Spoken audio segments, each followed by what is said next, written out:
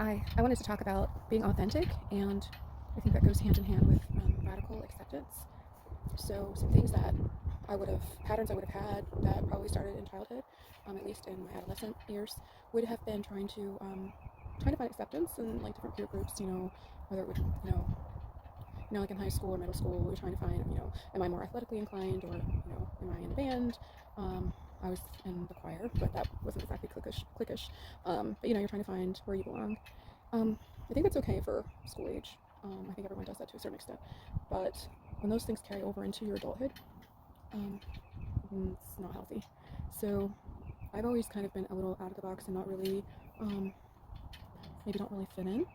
I'm also very outgoing, so it's hard for me because even though I like to read and I do like downtime like everyone does and alone time, I am more of like I probably would like to be around people more than my life has brought about, like friends and just more of a people person. Like I ran a business for 8 years, selling handmade soap, and my favorite part of it was, I loved crafting and making everything from scratch, but my favorite part probably was still like talking with the customers and hearing feedback and just interacting with them, even if they didn't buy anything. Just that's something that means something to me. Um, so once I became a Christian, and I found myself in like pretty fundamental kind of circles pretty soon. Um, like I said, I think kind of that pendulum swing because of my background. So I learned quickly not to, share too much about my past, and didn't realize maybe, like I talked about in my last video, there being like this, just carrying a lot of shame. But more and more as the years went on, and the groups that I tried to find a place in, tried to find, where do I belong? And I remember just crying out to God so many times, like feeling a lot of rejection and feeling like, when am I ever going to find my people where I belong, especially like in church settings. I felt like my kids are half black. I don't think that matters personally, but that's just been another obstacle. Like maybe I would think, is it because they don't accept the way my family is? What is it about me? It's like, do I have something on my face? What is it? I've only really come to understand this whole like thing of like, we might say someone was exhausting our energy, but like the whole idea of like an energy field, or that our aura that we're putting off, I think that also might be something that I was completely unaware of most of my adult life. That was surely almost the rejection that I have felt, or me not being able to find where I belong, or me not feeling like I could be my most authentic self. All these things kind of coincide, and I think that I probably wasn't, if you want to say, taking up as much space in an energetic sense when I was kind of pushing down, or allowing others also to push down like who I was. I and it's hard to explain. I still think that there was a way that people could sense something about me. I almost feel like people don't like it a lot of the time. It's too much. I've been told a lot, like, I'm just too much. And I internalized that, and really, I would say probably spent years trying to not be so much.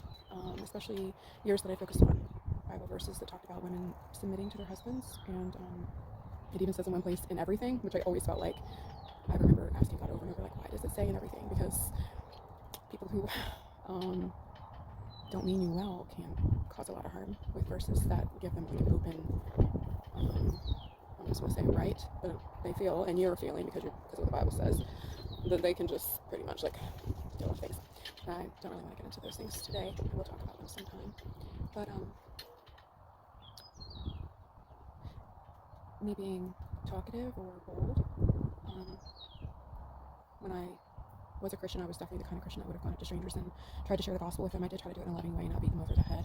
I didn't go to door to door with a certain. I always felt like that was very like almost like manipulation and a gimmick. It always turned me off. The way that I had a salvation experience was very out of the box, and I just was convinced that God definitely didn't work. If He did work in those contrived ways, He certainly didn't only work in those contrived ways. The point I'm trying to get to is, I've always kind of been different. I've always kind of, especially for being a woman, I feel like if I had been a man, a lot of the ways that I am would be applauded. I think Taylor Swift has a song, is it called The Man? The lyrics in that song would definitely be what I mean, like men who are kind of go-getters and kind of like, put both hands to whatever they're doing, are applauded in our culture. Women, especially in any Christian circles, at least the type that I've been in, which would have been like evangelical and Anabaptist, and others, is very frowned upon. And I always felt like well, just being a godly woman really only can only look a certain way. Now, looking back, and I'm no longer a Christian, I realized that I was just kind of being repressed, oppressed. I was suppressing my true self. A lot of it was done in a very unaware kind of way. I'm now fully embracing everything about me that is my authentic self. I am the kind of person that would just speak my mind. Doesn't mean I don't have any filters or that I don't try to use tact. I'm no longer obviously gonna let people steamroll over me, but just kind of being okay with I like to sing loudly. I like loud music. I like loud things. Like my style, my just kind of where I move from. It doesn't have to be cookie cutter. We're all different. And even if you think of certain jobs, certain places of employment want you to have a uniform. Well, certain churches want you to have a uniform too. But even if it's not as far as a uniform, then there's almost if you want to say a code of conduct. It's and I don't mean things like being upstanding. I mean further than that, where it's even the verses about women not speaking in church. I have been in churches where they really held to that, and you really needed to ask your husband at home if you were going to learn anything. Really, really struggle with, why does it say this? It just seems like something from, the Ice Age. It just seems ridiculous. I really struggled with that, but because it was the Bible, I believed it was so, and I believed it was something I should be going by. And in those churches, especially when they taught in submission, I just thought, wow, even when they taught them, honestly, even when they taught them, the way men supposedly lust after women, so therefore, they act as if women don't ever have that problem. I remember thinking, so the guys can wear tight jeans no matter what, they can just do whatever, they can have their biceps showing, but a woman's let's put a bag on her because her curves are going to be causing him to stumble. Never really understood. But I thought to myself, well, I must be more like a guy because, I notice that people have a shape to them, or I think someone looks good, or whatever. I don't know if that makes sense. I guess what I mean is kind of a double standard. But now, on the other side of Christianity, I just realized, we shouldn't do that. We shouldn't hide.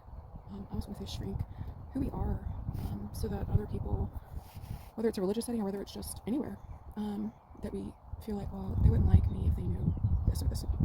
I'm going to hide this. We might even think it, so we might even realize it. We might not have this sense of structure in our mind. Okay, I'm going to do this because they might not like me. I think a lot of things are just kind of felt, and we respond, and because we can kind of sense, okay, I don't think these people really go for that. But that just means we need to, realize those are not our people. And of course, if you're in a work setting, you might not always see eye to eye with every single person that you're working for, and that's okay. I think rejection is kind of tied to authenticity, because there's a polarization. If you are authentic and if you are okay with being yourself no matter what, then there are people who aren't going to like you. I feel like there's even people who aren't going to like you no matter what you do. But so if we choose to be ourselves and to be authentic, when people do like us, it's the real us or love us, when we're dating or fall in love or get married, it's the real us that they love, and it's the real us that they know, good and bad, ugly, all of it. When we put mask on, which like I said, I feel like it's not all done intentionally. Some of it is done because we've kind of learned, oh, these people aren't going to like me or accept me or whatever, so I'm going to do this. Some people might call it people pleasing. I never would have thought that I was a people pleaser, because I'm very, very I stand up for myself, even despite being in churches where all these things were being taught about submission. I still stood up for myself. I still spoke my mind. I still asked the hard questions that really weren't well received in those settings, or by my soon-to-be ex. I just think being okay with who we are, if we are outside the box, or if we are kind of more of a bold, maybe some things that would be in a lot of ways in the culture, even still in the culture now, perceived to be assets if you're a man, and kind of oh, it's a little bit shameful or something if you're a woman and you're this way. I think that we should still be that way that comes natural. It's my personality. It's not something that I should try. I always remember saying, but God, how do you change your personality? It's you don't. We can grow, we can change. We do change as we get older and we go through things. But through and through, it's the first step to healing was realizing, of course, that there's a problem. Being aware, but loving yourself. I have to love the real me. I can't love a facade or a mask or multiple masks.